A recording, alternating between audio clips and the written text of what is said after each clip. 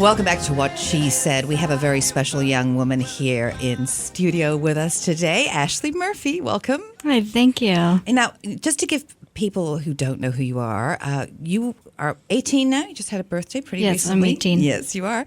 And you weren't supposed to live even 6 months. Now, you were born addicted to crack, HIV positive, with mild fetal alcohol syndrome and mild cerebral palsy. But I'm betting the most beautiful morning of your life was when you were handed to some foster parents, and you were given to them for palliative care.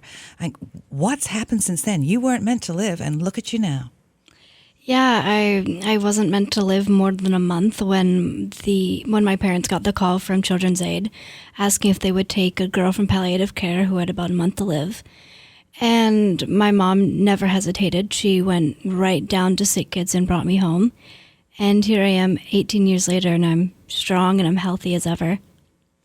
Well, you're more than just strong and healthy, Ashley. You're a poster child for every young person out there. You have just succeeded in everything that you've attempted. So let's go through some of the things, shall we, Kate? I don't know if we've got time. She graduated from high school with honors. You won a scholarship. The Terry Fox Scholarship, right? Yes, it's a $28,000 scholarship. That's amazing. Thank you. I bet your parents were pretty happy about that one, too. When I got the phone call saying that I had won the award, my mom, she was like doing the sign of the cross in the background.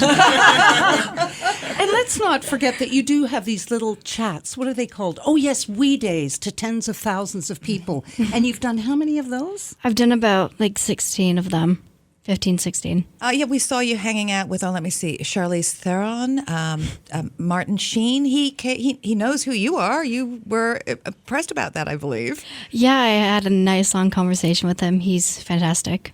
But you're part of a group with Charlize. I think you were you in LA? You were just recently came back? Yes, just recently, just last week, I was a part of a meeting and partnering with Tom's Shoes and Charlize Theron, and we're working together to hopefully end HIV and AIDS.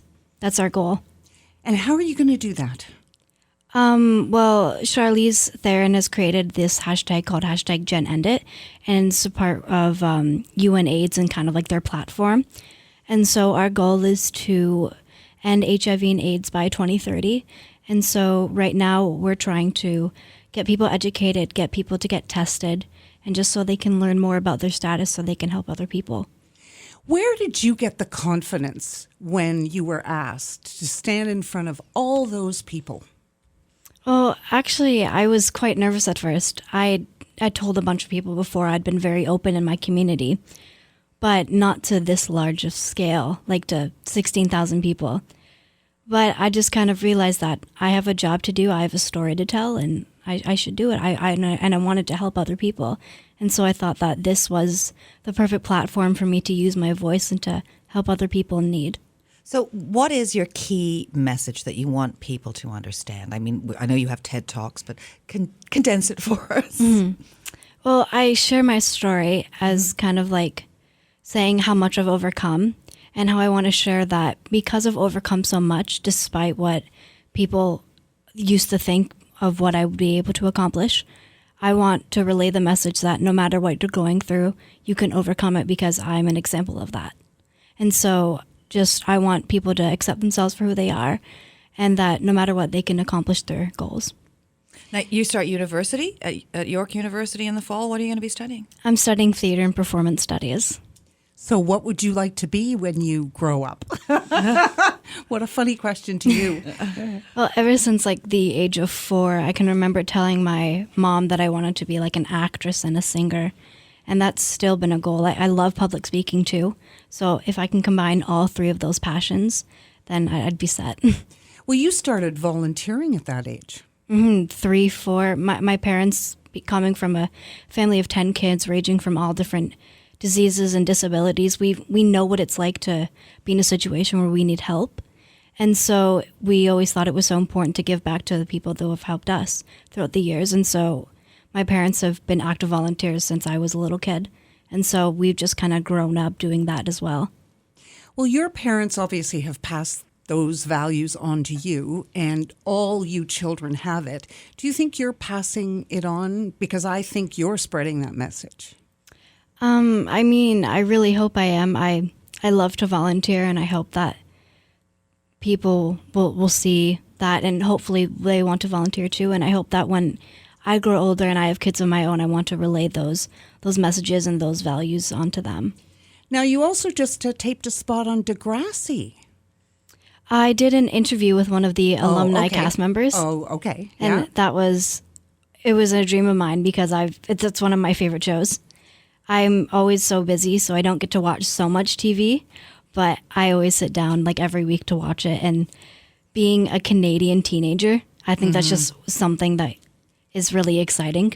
So I've grown up with the show, and I thought it was so cool. So what are some of the other causes you're passionate about? Besides HIV, I'm really into like gender equality, and ever since I was like in grade 5 or whatever, around that time, I've always been into civil rights and human rights. So I'm all about equality, especially with like the Black Lives Matter movement and everything. Those are causes that I'm deeply passionate about because obviously I want everyone to be treated as equal, no matter their race or religion or their identity. Do you feel you're treated equally?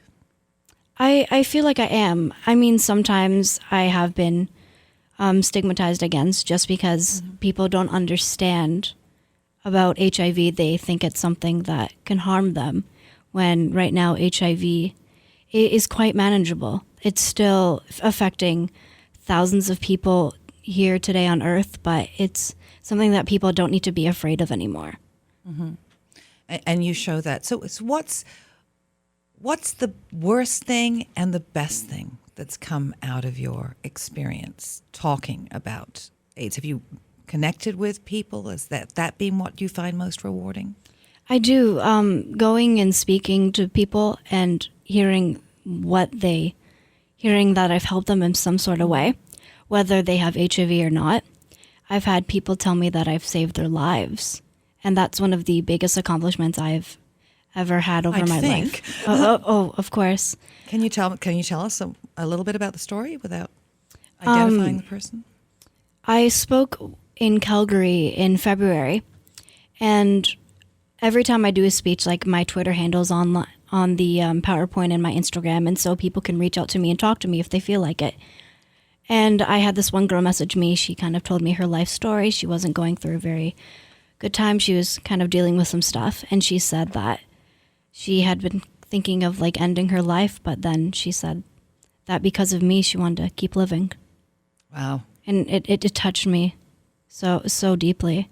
And just to hear those stories, it makes me want to keep going and knowing that I'm doing something right. Well, it's wonderful that you love it, because there is a moral obligation, I would think, that comes with that. When somebody says, you just made me want to keep living, then you would have to feel like you would have to keep on doing that, right? Mm-hmm. I like that I'm not only able to reach the HIV community, but afar from that, or abroad from that little community. Just because if I can reach one person and help them in some sort of way, then I know that I'm doing something right. Tell everybody what your handle is on Twitter so they can follow you, and you're on Facebook, I know. What do they look up? Ashley Rose _FTC. And that's the same for my Twitter and Instagram.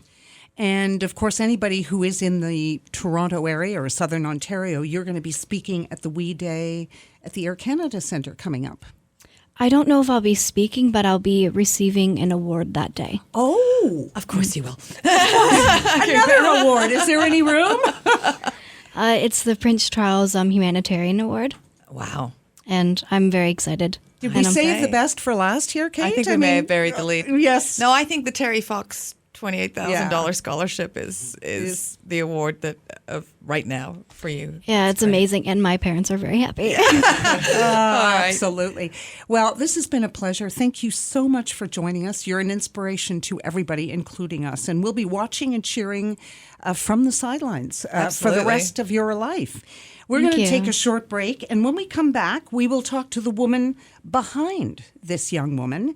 This is what she said. Stay with us.